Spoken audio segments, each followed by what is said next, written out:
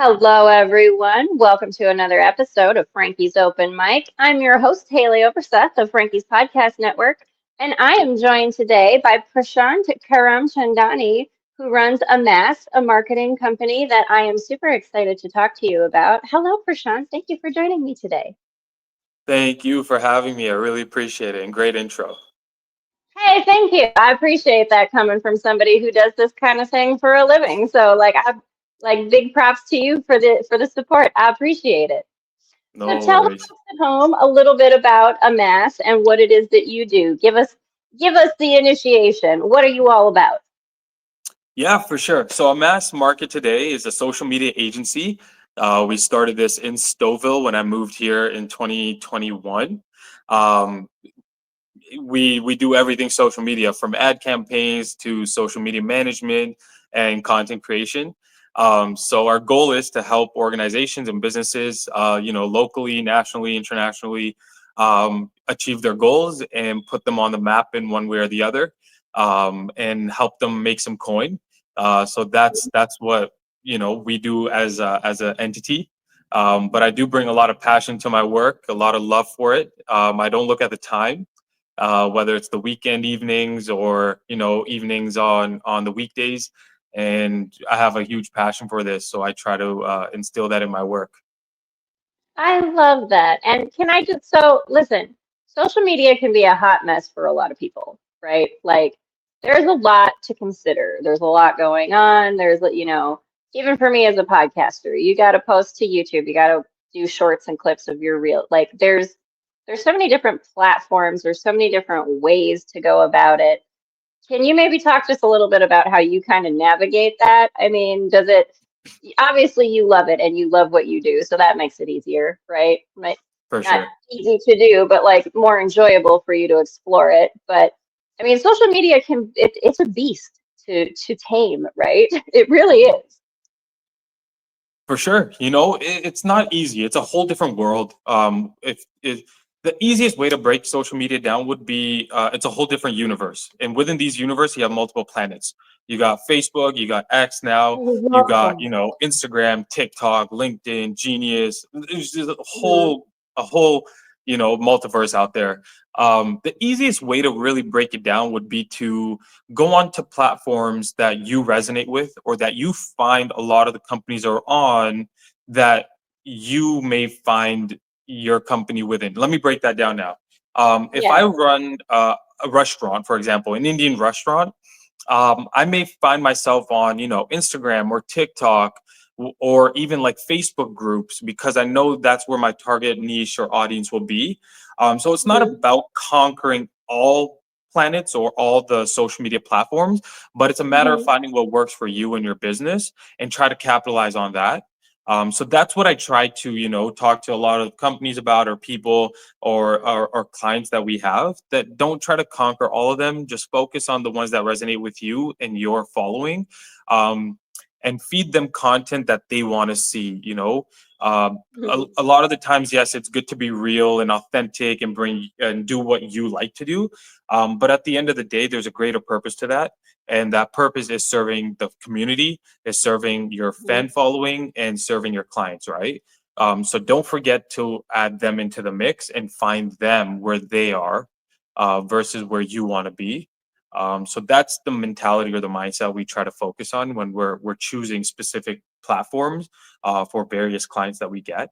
Um, so it can be, like you said, it can be quite the challenge. But that's, I guess, the fun part of it. I love that you call it like a universe or a multiverse with multiple planets. As a sci-fi writer, that is so on brand for me. So like a way to be just like psychically on point. Well done, you. You get like 10 love bubbles for being on the right frequency and just pulling that out. That was great. Oh, I thank love you. it. So, it is something to navigate that is, I love that you say like focus on where your audience is, right? And that's something that I mean, as a creative person myself, I kind of have to balance. Well, there's these things that I really want to do that are my flavor, my thing. And I do also, I say a lot of times it's kind of like being a comedian and reading your audience, reading the room, right? Like you kind of you do. It's like what you said, you got to meet 100%. people where they're at, right? So like for you, for example, even just for Amass as a company, you Mhm. know, do you do you have like what sort of journey would you say you've kind of been on, different kind of iterations and sort of like finding even where you just fit? Or is there an example maybe of a client that you can kind of like show like what's that journey to finding your audience? Because it's not an overnight thing, right? And it's not just something that you always can instantly read. Sometimes it's an iterative process and you kind of have to, trial and error just a little bit, for lack of a better way to say it. But so what have you done for Amass, or is there a client that you can kind of example you can maybe share? Yeah, for sure. Your question, I like your question because a lot of the time, sometimes we find that it's harder to tie our own shoelaces than to tie someone else's.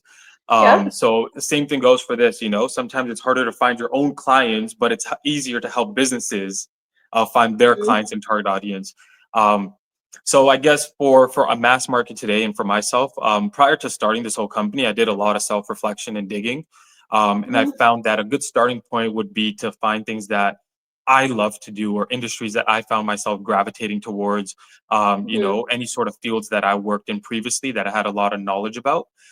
So Hmm. for me, that was the entertainment space, that was the sports space. Um, and not only did I find myself working in these spaces, but I also had a lot of love and passion for them that Hmm. oftentimes, it was hard for my family to get me away from them, whether it's for family events or, going abroad, going for trips, going for outings or dinners, because work was always the perfect excuse for me. Um, Hmm. but I guess finding the right clients, or the right audience for a matter of fact is like, um, it's a lot of digging and then finding and establishing yourself in those spaces, whether it's sports and entertainment. You have to now Hmm. establish yourself as a marketing agency that focuses on sports and entertainment clients and helping them reach their clients, right? Because now we're looking at it from a different standpoint. I was a coach in these spaces, whether it's teaching hockey or basketball or soccer. Um, so now you got to market yourself in a whole different way where you're coming off as someone who can help them find new clients, versus just, being a coach on the ice. So I Hmm. found myself in the sports and entertainment and just dug right into those spaces and try to do as much, research and studying and a lot of reflection on what's working and what's not. And then I Hmm. also kind of expanded out a little bit and went to, more passion based stuff such as real estate, automotive, and the pet industry. Um, Oh, we need to I talk love more about that. pets. Oh, me too. I'm so glad that you brought that one up. That's yes, all the yes to all the pets. I love it. Yeah, we can definitely talk more about pets. I can go on and on about them. Oh, Um, yes, let's do. uh and then the pet industry, and then when it came to, like, for example, finding clients in these spaces in my own audience, I started actually making content first, within these spaces and try to build up a Oh. following or prove Mhm. myself. So that's kind of the avenue I took. um it's a little hard to go into someone else's home and tell them what to do. Mhm. So same thing. I can't be the outsider telling an expert what they need to do to get clients. I had to prove myself and prove my Mhm. entity. So I brought the value to the table, made a lot of reels and pictures and graphics, and went out in the field and made sure that I gained some traction myself, which helped me build a reputation and eventually, on to these clients. And Mhm. here we are now. So Here we are now. I love it. And I do love that you pick the things you're passionate about because, if you like it, you're going to keep doing it and keep trying and keep going for it, even though you might not have like immediate results, right? And that's the 100%. thing that, and I'm sure this happens for you with clients, right? Like that the passion that you have for their industry specifically, their products specifically, makes it that much easier for them to work with you, right? And so that's again picking the things that you're really passionate about and you love. That's what's going to make things flow more easily, right? And that's what's going to make it more entertaining for you, and that comes out in your work, right? And even 100%. like for sports and things like that. So I do love that the passion is what you come from first. right? Do things because you love it, and the rest of it will come along, right? You said it. Yeah. I love that. Okay, so I want to ask you about, so for example, an industry that, and I'm wearing a shirt right now, my Native Nations cannabis. I want Sweet. to talk about the cannabis industry with you a little bit because that's a space where like I would like to have more content, but it's Sure.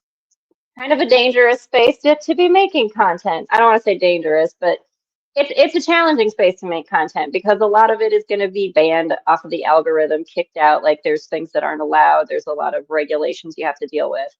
Yeah. So, in spaces like that where you have people who are obviously very passionate about what they do and they really want to promote a product, promote the value and the benefit of cannabis, plant medicines, but social media is in a lot of spaces is not necessarily geared towards supporting that kind of content. How do you kind of go about being able to navigate and still build up a following, still build up a product or a client in a space like that? Like, for example, the cannabis industry, or in spaces, maybe other spaces where you've had that similar kind of situation where social media and the algorithm is kind of built to be against that sort of content, if that makes sense. Yeah, no, that's definitely, a good way to a good thing to ask. Eh, Coming from the social media space, I think when you're doing something that one you believe in and that you are an advocate for yourself, um, Mm-hmm. and at the back of your mind that you have people with you. You're not the only one in this space or in this field or in this industry or consumer, right? Um, Mm-hmm. I think you just have to make sure that you block out the noise of critics, block out the noise of people who are just not your following or not your Mm-hmm. target audience, Mm-hmm. um, because those are the people that will tell you you're doing something wrong. You get a lot of backlash from them. You get a lot of slack from them. Um, and quite frankly, I'm a firm believer of if it's not your space, then don't put a voice into it. Um, and it goes for anything, to be honest with you, right? If you're not into cars, for example, why are you commenting or why would you comment on someone Mm-hmm. who's trying to start a car brand or a car page? At that point, you're really just wasting your time because you're not bringing yourself up, but you're also Mm-hmm. bringing someone else down with you. So going back to your point, I really think that it just comes down to building a strong enough mindset where you can block out those people, and just stay clear on your vision and keep going, and see how far you can stretch the rubber band or the rope, right? Um, Mm-hmm. and you will eventually find your people, that resonate with the same message or product as yourself. Um, and cannabis is a huge one now, especially because it's legalized in at least Canada in a lot of pockets. We have stores even behind my house that are selling cannabis, right?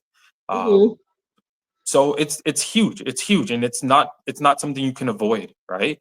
There's a lot of Right. benefits to it, and people may see it otherwise, but at the end of the day, to each their own and what works for them, right?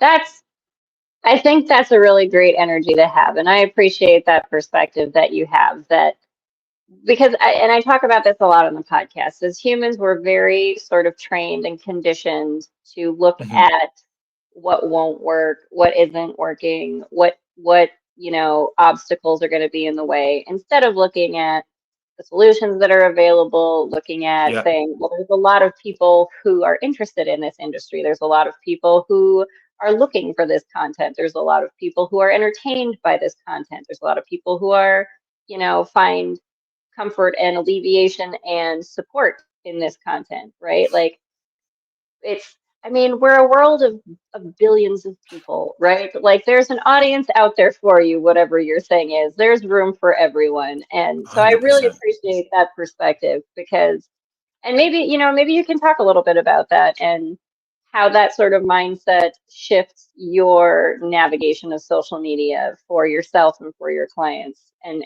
for the way that you view it, right? Like when you're Hmm. coming from that perspective of there's someone out there for everyone, there's an audience out there for every product, for every idea, for every concept, right? Talk a little bit about that and how that how that mindset does benefit you, and what do you do when, if you're shutting out that noise, for example, but then maybe you have a client, right, who comes in and they have that focus on the noise, and you kind of have to help them shift their mindset into possibilities and solutions and what's Hmm. available, right? Like, how do you kind of balance that internal, that's your mindset and where you come from, and then also sort of, I mean, I imagine sometimes you become a little bit of a mindset coach to your own clients, right? Like, it's kind of a thing that you probably have to do in just helping them with their social media presence. Yeah, for sure, 100%. I I grew up at a time where social media was still coming out. So Hmm. oftentimes it did get a bad rep. It Yep. got a rep for it's a waste of time. People are not consuming the right content. There's a lot of, content that are not suitable for certain age groups. Kids are just wasting their time on it. There's nothing coming out. No one's making coin from it. What's the point? Hmm. Um, but I really think it comes down to the focus. Anything and anything can be bad if it's consumed in such negative or wrong amounts. If you're Hmm. gonna sit there for 2 hours of your day scrolling on TikTok or Instagram, that's 8% of your day gone straight to social media. But there was no benefit to it, right? Hmm. Um, versus if you scroll for 30 minutes a day, now that's 2% of your day, um, but you're consuming development content or positive content or content that's going to Hmm. gear you towards what you're trying to do in the long term. So it makes Hmm. a big difference. It's a matter of having the right focus and the right amounts at the same time. And someone who's on social media 24/7, I got friends sending me reels throughout the day. Um, Yep, me too. Right? You have to be able to block that out. Like, this is not the time to be checking out my friend's reels. Um, Hmm. but it's actually a matter of time for servicing a client, for example. So Hmm. it's a matter of staying focused on what matters the most and putting your priorities first. Um, and making sure that while you're doing that, you're also providing value at the same time.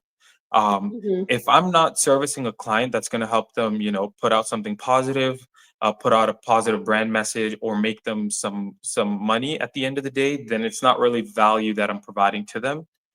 It's Hmm. more so just self amusement. Um, Hmm. but at the end of the day, I think it really just comes down to focus and putting your priorities first. And going back to your point where you're helping clients understand that as well, it's a matter of them Hmm. just um, staying grounded and staying on what the bigger goal and vision is. And sometimes they may shift focus. I have a client that uh, panics a little when he gets emails with bill payments from, for example, Meta ads, that may seem a little out of his reach or budget. And it's not that it's out of his reach or budget; these are just scams. Um, so just reminding him that it's okay. Scams are out there. It's going to happen. We'll take care of it. It's in Yeah. our hands. Consider it done, right? Hmm. That helps him stay focused on what the bigger message is, and just kind of helps keep propelling the vision to a higher standard and level. Um, and I find myself in that space too sometimes, where I'm like, oh, okay, I'm bored of posting. Let me go and check out what my friends sent me. Um, Hmm. I can do that, but when I'm consuming their content, I'm also looking for some sort of inspiration, Yep. some sort of development, something that can give me a good laugh, right? Yeah. So that's valuable content to me, Hmm. and that's just what I try to instill in my daily life as well, and it's working so far. So knock on wood.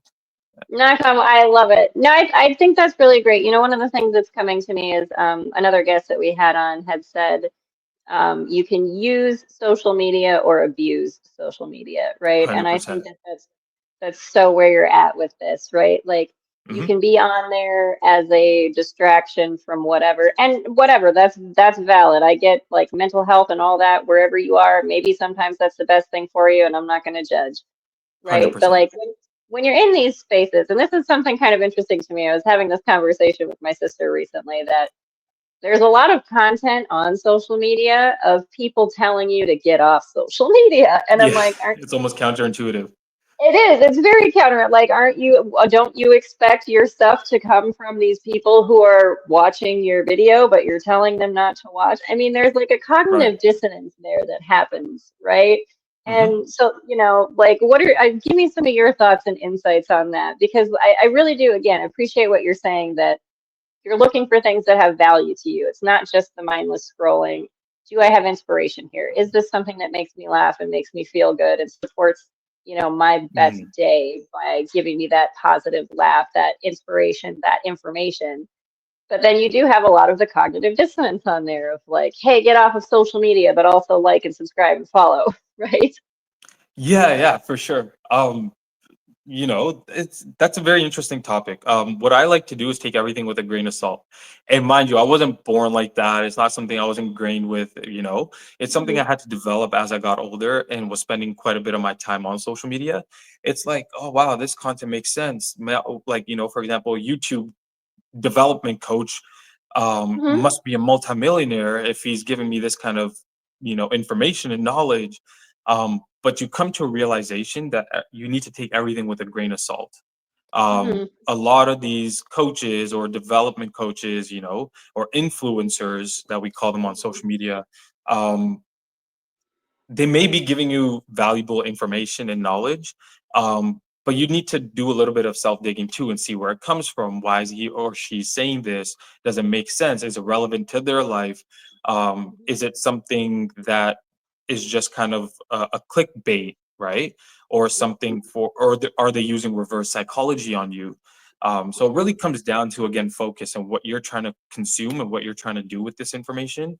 Um, and like anything in life, we have to make our own judgments, and see who to follow, who not to follow, what to consume, what not to consume, what makes sense, what's not making sense, what's not adding up, right? um, so I guess part of my job is a daily judgment of those things, Hmm. which I enjoy, to be honest. It's really fun. Like, not everyone enjoys discerning and trying to navigate that and sift through the puzzle that social media can be. But I think, and I'm going to say, I think it says a lot about you as a person that you have this kind of perspective on social media, because that perspective is obviously something that is going to be part of your daily life as well, right? Like that kind of 100%. discernment between, is this of value to me? Is it not? Do I stay here, keep doing this? Do I not? Right? For There's sure. a lot of those concepts that go into and parallel in daily life. So maybe can you kind of talk about that, or what comes up for you when you sort of think of, this is the mindset that I have with social media and the things that I do every day. Here are the things in my life that I can relate that to, and again, sort of learn and grow from as a person, as an individual, through the parallels that you see between what you do with social media, between life online and life offline, right? For sure. There's a lot of parallels that go, or between offline and online. It really comes down to like, um, it could be as simple as, you watch a YouTube video on self development, and then you're like, oh wow, this is working for him. Let me try this in my life. Hmm. Um, and then sometimes some things work, sometimes things don't work. But it's a matter of making those calls and decisions and seeing what actually works and what doesn't. Um, you know, if I see something enough times by enough people online, I will start to believe it and start to think it's true, um, until it doesn't work for me anymore. And Hmm. then I just try to keep on doing that on a daily basis, and kind of develop and build myself into what I envision and what my vision board sees me as one day, and just try to make that my lifestyle. And I guess that's kind of how I choose to lead my life. And those Hmm. are the parallels that I draw, versus online and offline. Um, at the end of the day, what I like to do is I found myself excelling in the things that I really liked and enjoyed doing. So I tried to keep that as a core focus in my life. Hence Hmm. why, I chose to pursue my passions. Um, and if it's not really serving me in one way or the other, in like the most non-selfish way, um, Hmm. I'll drop it. I'll drop it and make I won't make that a part of my life anymore. Um, But something I try my best not to do is not to try something. I like to try everything and see if Yeah. it sticks or not. And if it doesn't stick, it'll be a page in the story. If it does stick, well, then it's making its way to the next chapter. So I like it that way. I love that. That's again, as a writer, I so appreciate you're just like right on point. You're right on the frequency to like create. This just shows your capacity to like get into the mindset of the person you're working with and your ability to like understand them just on a frequency level and relate to who you're working with. So I think that's really brilliant. I Oh, also thank you. really love, I do, I think that's great. And I love that you say if it doesn't work, you let it go. Because again, particularly for people who are like empathetic, who are sensitive people, right? Hmm. There's and even just a little bit in again, the sort of societal constructs that we've all kind of grew up in and had to navigate and are trying to shift ourselves away from. The idea of well, if you started something, you have to finish it, or, being obligated to see something through or to stick with a person or a theme or this or that. And it's not something that we need to do, right? So is there 100%. Yeah.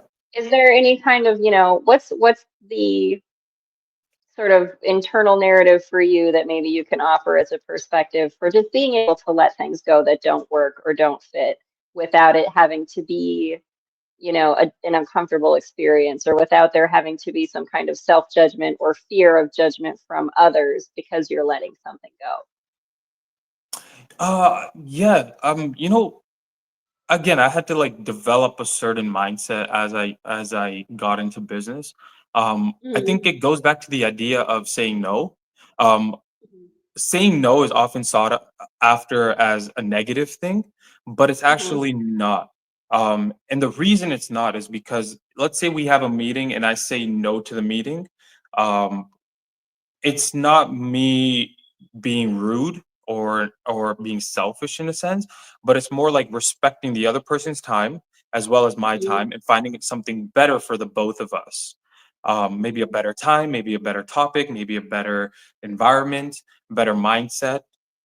mhm, So those things I see them more as a positive thing than more of um, you know a, a negative thing.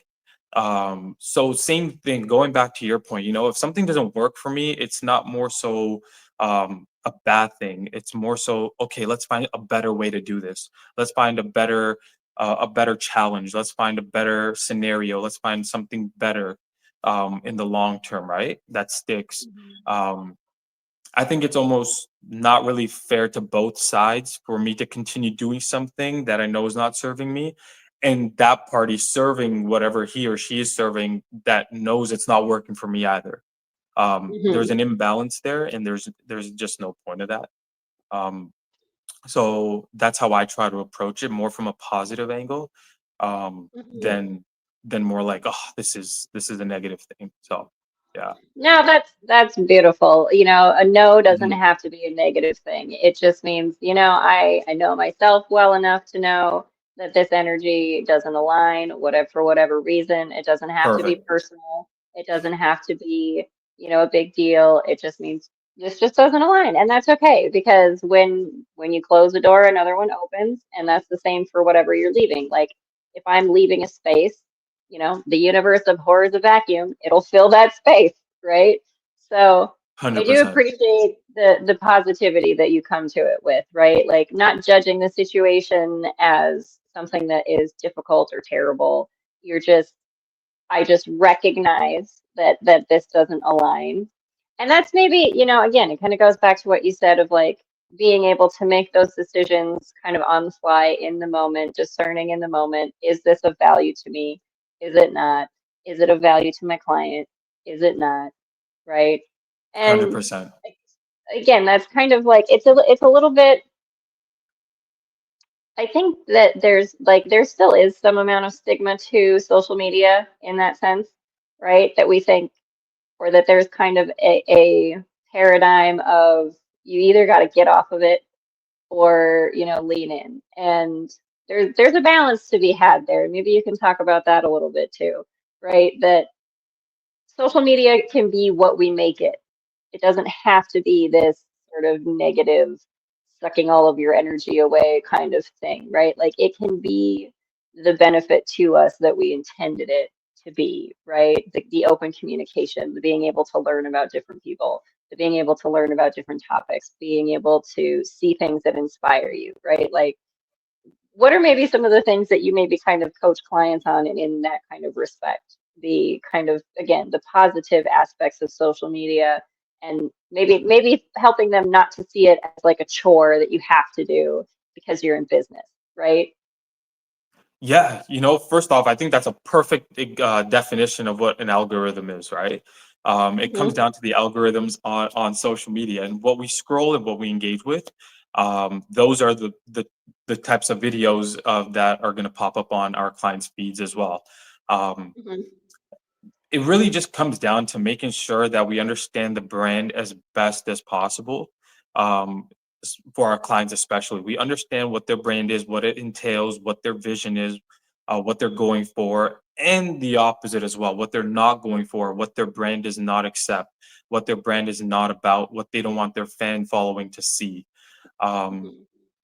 and I think being able to make the decision between the two is really important. What I may like from my personal Instagram account may not be suited for what is one of our clients' Instagram scrolls feeds looking like. Um, Hmm. so you got to be very mindful of that too. Oftentimes, we find ourselves thinking we're on a client's account or even our personal account and we like something, Hmm. but then we realize we're not on our personal account. We have to make sure that we're not liking things that the algorithm on their account will pick up, Right. because the more you engage with it, the more it shows up on their feeds and the more content it shows up on theirs. And then you never know if their followers are seeing what you're liking or not liking and what you're engaging with, and Hmm. that can become a serious issue. um, so that's something that we personally at Amass and even personally take very serious. Hmm. We like to stay very focused and very diligent with our feeds and who we're liking what on. Um, Hmm. and I think that's just comes down to priorities and your focus, right? And making sure that you stay on top of everything at all times. Um, but for the most part, we've done decent so far, so I'd like to keep that Hmm. going. Yeah, So if I can kind of take a slight left turn here, just a little bit, because when you're go for talking it. about the algorithms and kind of, being mindful of what you're liking and where you're liking it, right? Because the Mhm. algorithm is trained to feed you more of that. What's coming up for me is the idea of the law of attraction, and I'm sure you're familiar with like all Love the it. gurus, all the things that are out there, right? And it's kind of it's almost as if like there's this opportunity here in social media for us to see that algorithm as the law of attraction demonstrated in the external world, and it matters Mhm. kind of how you think and what you choose to like in your thoughts and what you choose to align with in your thoughts, because that's going to create more of what comes up, right? And so again, I really appreciate the parallel from like the online, the algorithm version, and the offline, the kind of, how do you apply this in life? So like just give me your thoughts on what comes up for you on that, right? When it comes to, because obviously you come from a space of and an energy of like, well, this is a good thing. It's not a pressureful thing. It's not like the way you say like staying on top of it at all times. You don't say that like it's a doom and gloom kind of thing. If I don't stay on top of it, bad things are going to happen. Right? Right. It's more of a I'm being mindful because I want to be, because I want this algorithm to fit this client. I want my algorithm to fit me. So, what are your thoughts on that and kind of the law of attraction lesson that could be there in social media and in algorithms for the way that we monitor our own thoughts and where we place our energy? Yeah, for sure. Like when it comes to online spaces, I look at them as almost like a reflection or mirror of your own thoughts. It's like your online identity. It's a mirror and reflection of what you're thinking on a daily basis, how you're thinking, what's important to you, what's not important to you, and what's high value, what's low value. Um, Mhm. So going back to your point of like law of attraction, for example, a lot of the things that we're thinking about, we may end up searching on Instagram or Google, for example, Mhm. and online can pick that up and start spitting those out at you through, ads on Instagram or ads on Facebook, for example. Um, so it's almost like it's a conscious reading of what's playing in your mind, that's coming out on online, for example. Um, so I guess it comes back to being able to stay strong within your thoughts, and what you're thinking and what you're searching for. I feel Mhm. like life is a game of searching, and Mhm. finding out. So for example, I went through a brief period of like, um, looking at high-end cars, high-end homes, things that I had a passionate interest for, or where I saw my vision leading toward. Um, and eventually you start liking those kinds of pages, you start searching for those kinds of pictures, and you start Mhm. seeing those more and more often. Um, and that's what you become online, right? But it Mhm. started with my mindset and my thought process. So those things definitely play a key factor, and I guess that leads into like the idea of manifestation. um Mhm. it's When it comes to manifestation, I think it's a very, very personal thing that, Mhm. I try my best not to talk about most of the time. It's just something that plays in the back and happens. But it is a growing and popular topic of conversation nowadays. Um, Mhm. but you find out it's a real thing. I think because of the online, the space we're in now in the 21st century, we have everything online, social media, people are talking about it a lot more. But I feel like it's still, something that, a lot of older people did as well. Um, but yeah, I think it just leads to manifestation, and social media, for example, is just a vision of what we're thinking on a daily basis. So yeah, it's definitely cool to see it play out. It's well, and it's kind of, let's see social media as being that sort of easy mirror, obvious mirror, right? Like what the Yeah, algorithm is showing you is what you engage with and what you interact with. So if you are seeing things that, for example, trigger you to feel things that you don't actually like, because the thing that comes up for me right now that I'm thinking of is like when people are kind of getting into, say, for example, politics and the sort of like divisiveness that's in yeah, politics. And like the more you engage with that divisive energy, the more you become that yourself. And so if you don't want that, 100%. you have to choose not to engage in it, right? And so like how in the sphere of what you do and kind of in your own personal life and your own personal sort of like relationship with, social media, the algorithm and your own thoughts, right? Talk to me a little bit about like rebranding, because that's something that is like kind of a big thing for me. The idea of at any given moment you can switch your momentum, your thought, your what you choose to engage with. You can rebrand yourself as much as you can rebrand a business, right? You can rebrand that internal narrative as much as you can rebrand the narrative around a company or a brand, right? So talk to me a little bit about that. And do you do that with clients as well? Like you have an algorithm that is feeding you this and you don't like it anymore. You want something different and something new. Okay, now you have to retrain that algorithm in the same way you have to retrain your mind and your thoughts if you don't like these old thought processes anymore, right? Yeah, for sure. So the way I like to think of rebranding, Hmm. is like, a brand is a story, and what you're doing now is opening a new chapter in your story. So I like to think of rebranding as also part of the brand. Hmm. It's not a new book that you're picking up or a new story you're telling. It's just a new chapter you're opening up now. So that's how I like to think of rebranding.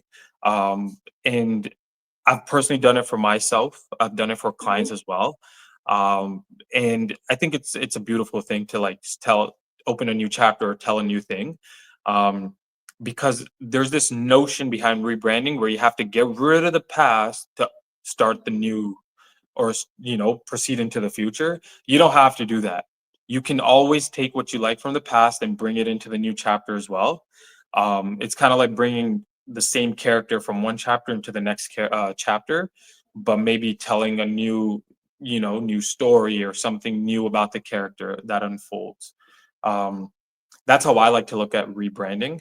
Um, in terms of algorithms, it's just a matter of teaching the reader or the viewer new information about the previous character. Mm-hmm. So that's how I choose to look at that. And it's not something we have to, put such a hard emphasis on. It happens gradually.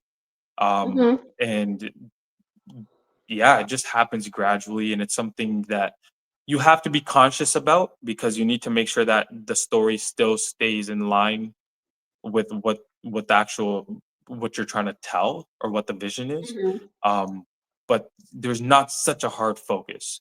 Um, Going back to like the comparison or the metaphor of a story, um, Mm-hmm.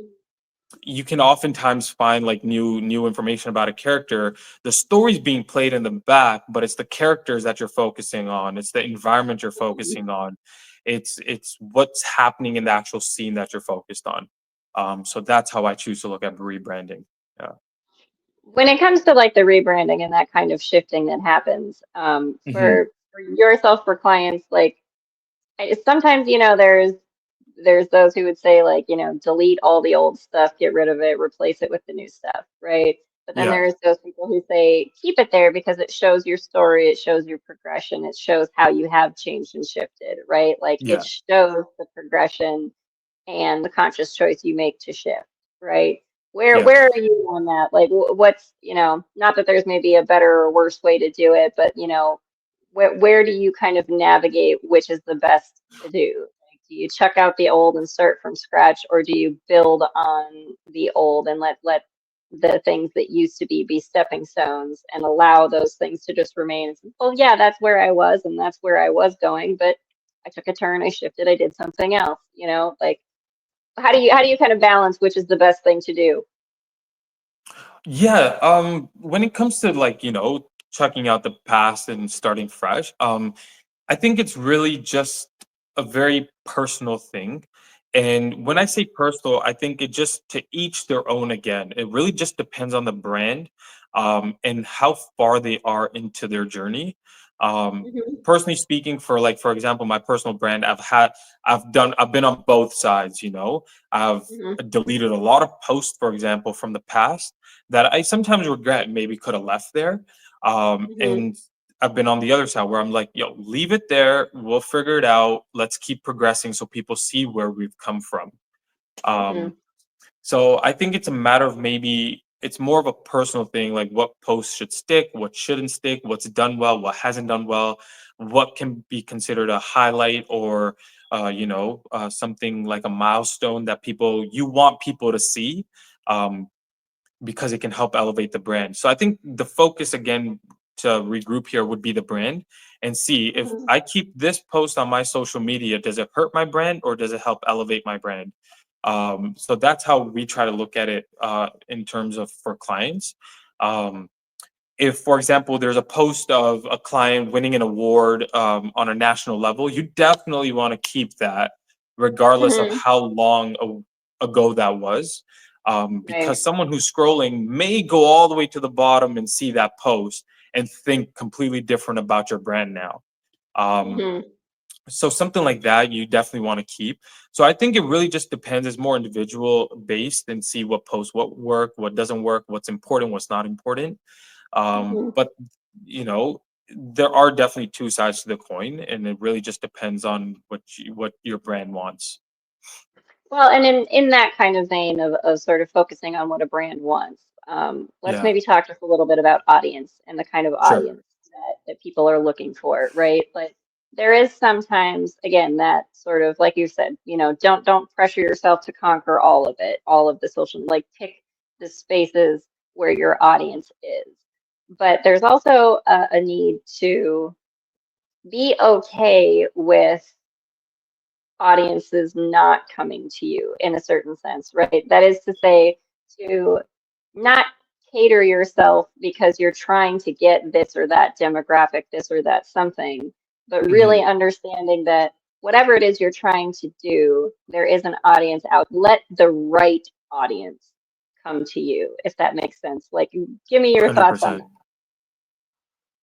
Yeah, Um, I feel like if you put yourself in a vulnerable space and you put yourself out there, Mhm. it's impossible not to be rejected or told no on certain level or scale. It's bound to happen, even myself too in my business, you reach out to new clients and some say no, some say yes. But I Mhm. think it's really important for us to remind ourselves of the value we bring to the table. And that's why we got a yes, or someone Mhm. said, yes, you're good.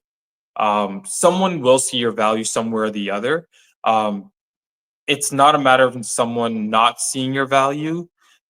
You need to remind yourself that you do provide value. That's why you got the yes. You need to focus Mhm. on the person who keeps engaging with your content. You need to focus on the Mhm. person who keeps liking your posts.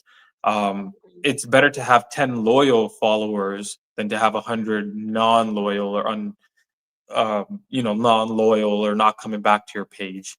Um, Mhm. so it's a matter of retreating and making sure that we stay focused on those who we can help versus we can't help.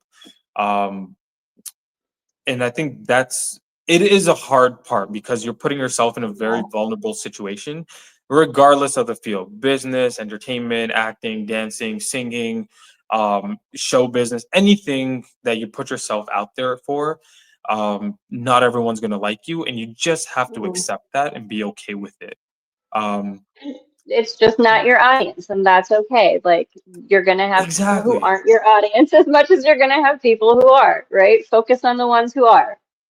For sure. And, bringing the conversation back full circle here, going back to our pets, I think one lesson we can learn from our pets is like dogs are not, you know, focused on people that don't love them, but they're focused on their family that looks forward to coming home and seeing them.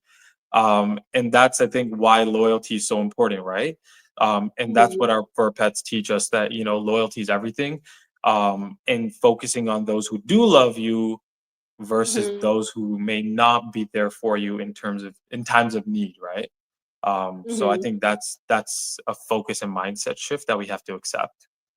I love that. I'm so happy you brought it back to pet stuff. I love that we brought it back around to our furry friends or our scaly friends or our feathered friends, whatever kind of pets you Sure, have. sure, for sure. But it's, Yeah, yeah, build that relationship and build that positivity with who does love you. And don't worry about who doesn't, because why do you want to try to win over somebody who's not trying to be won over, right? Like, you're just expending your energy where you don't need to, right? 100%. I love that. I do listen. I can't believe the time has flown the way that it has. This has been such a great flowing conversation, Prashant. I really love your perspective, your positivity, the energy that you come to this with, that there's always something good to find, right? And don't worry so 100%. much about the noise of what isn't. Like, I really do think that's something that is so needed in social media, just in general. Just For sure. allowing the good things to continue to come up and not concerning yourself so much and not giving energy to the things that are unwanted, right? I think that's so important. So we got the links below in the description for folks to find you, connect up with you on LinkedIn and find your website. But is there anything in particular you want to direct folks to, or anything you have coming up you want people to know about? Check out my Instagram, KJunior905. My Instagram, my work Instagram is Amass Market Today. Definitely check us out. Connect with us. We love connecting with folks. I mean, that's the game we're in, right? Social media. Yeah. And it doesn't even have to be work related. Anything to just connect with new people. And that would be amazing. And that's how Haleigh and I met, right? We just Mhm. hit each other's LinkedIn's up and connected through there, and here we are doing a podcast. So thank you so much to Haleigh for this and setting this up, and hope to do it again soon.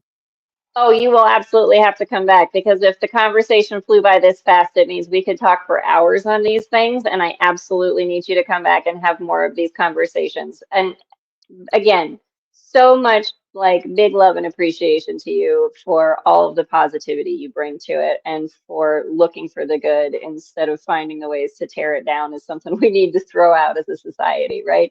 It's a For tool sure. and it's there for a reason, and there's a lot of connectivity to be had there. So I appreciate that that's your focus. I really do. Thank you. Thank you so much. Listen, thank you so much again, Prashant, for joining us. Thank you everyone for listening and watching. Do check out all the links below. Do all the like, share, subscribe, support things that you can do because you know we love to see it. And until next time, everyone, big love bubbles to you from Frankie's Podcast Network. Sweet. Woohoo!